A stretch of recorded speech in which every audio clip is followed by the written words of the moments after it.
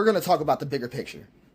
That's what we're going to talk about. Because I know you've been watching the headlines. Iran, Gaza, the Supreme Court, the big beautiful bill, the LA protests, the crime wave in DC. They look disconnected, like 5 different storms hitting in 5 different directions, but they're not. I need you to see the bigger picture. They're testing grounds for a single system, a domestic control network built in plain sight. On one that can federalize your police, lock your streets, and stop your protests before it's even a crowd. I want you to see how serious it is. DC was just proof of concept. It was no riot, no invasion, just a crime problem. And the president took the city's police out of the mayor's hands like it was nothing. I want you to catch it because LA was the other bookend. It was a major city protest that let him test federal boots on the ground in a metropolis.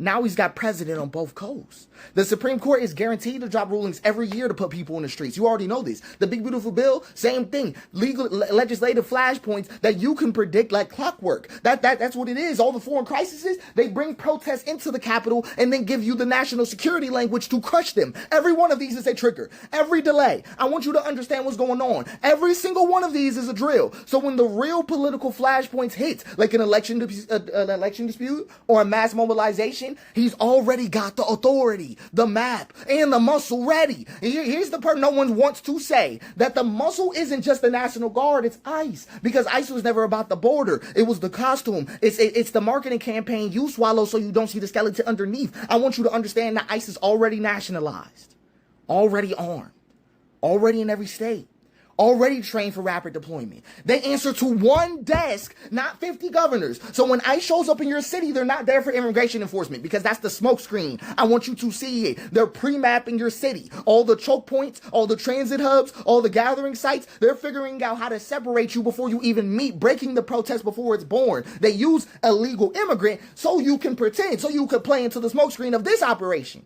right? But I want to say this clearly.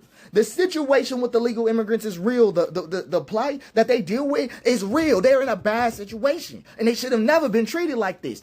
But their suffering is being repurposed. It's being turned into a cover, a building, for building a federalized riot control apparatus in real time. I want you to understand what's going on. ICE, I said rice, but I'm not even joking. It's riot police. It's a standing domestic army wearing the badge of an immigration enforcement. That's what's happening. And I want you to understand. I want you to understand. If one's major swing state city gets caught up in the exact same thing that happened to DC or LA, it will finish the blueprint. One more public safety president in Milwaukee, Atlanta, or Philadelphia, the entire country becomes a grid he can lock down in an hour. I'm not playing. I want you to understand what this means. A march gets announced by noon. At noon. By 1 o'clock, the streets will be sealed. The bridges will be locked. The transit is cut. The choke points are manned. You're not marching toward anything because you're already surrounded. So when the president says there might be something going on down there, we might have to take a look. What he really means is that the switch is about to flip. Right. The network is about to move on the border that they can draw now, and it isn't on a map. It's around you, anytime, anywhere. I want you to understand what's going on because your politicians aren't going to move. They think this shit is temporary. They think it'll only be used in a real emergency. Even when president shows otherwise. President doesn't even look like that. President looks like they're going to benefit from this exact same power, and they believe they'll hold the presidency next and might need to use this. This is how ridiculous they are. And a lot of them ain't even put together the picture, but they treat LA, DC, ICE, court rulings as separate issues. It's the same issue. It is a domestic control apparatus. I just want you to understand. Democrats, listen to me. You fear being soft on crime? You are going to have a network built that is going to directly oppose public safety. I'm just saying this to you. I'm putting the dots together publicly so you can understand.